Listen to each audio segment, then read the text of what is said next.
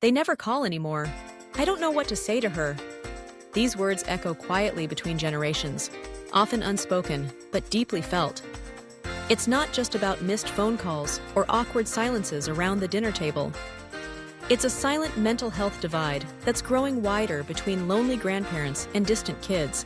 And it's a gap we can no longer afford to ignore.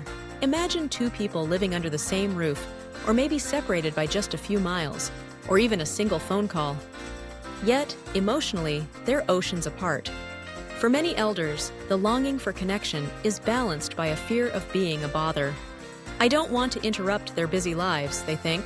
They're always on their phones anyway. Meanwhile, young people struggle too. We don't really connect, some say, or it's just awkward. I never know what to talk about. This silent disconnect has real consequences. Research shows that when grandparents feel isolated, their risk of depression increases. For young people, this emotional distance can numb empathy and lead to loneliness of their own. The gap doesn't usually appear with a dramatic argument or a slammed door. More often, it starts with a quiet turning away, a missed conversation, a dinner eaten separately, a message left unsent. Silence grows roots, and with time, these roots can be hard to pull up. But before the gap becomes a chasm, there are early signs. For grandparents, you might notice they withdraw from family spaces, sit quietly in the background, or stop asking for help. Their words might shift. I'm just old now. You have your life to live.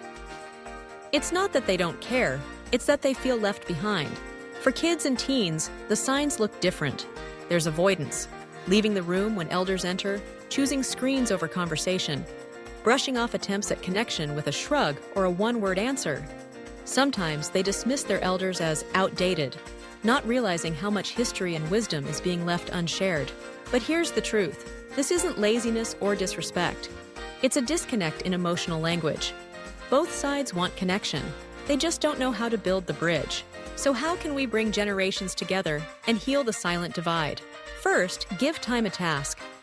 Instead of vague plans like, let's spend more time together, be specific.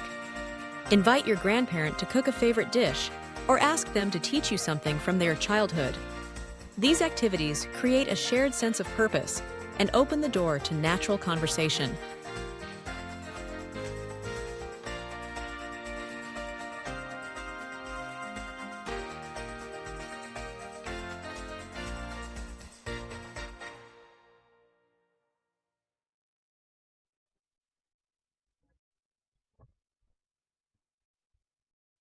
Third, use voice memos or video messages to communicate.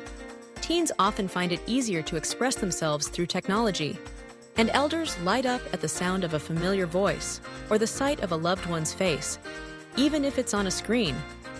A short message, a memory shared aloud, or even just a greeting can bridge the distance in ways a text message never could.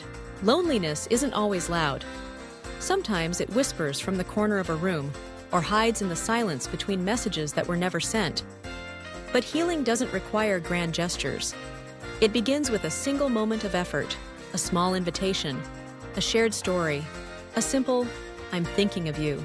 So let's listen to those quiet spaces. Let's reach out, even when it feels awkward. Because connection is possible, and every small act of care can help heal the silent mental health divide between generations. What helped bridge the gap in your family?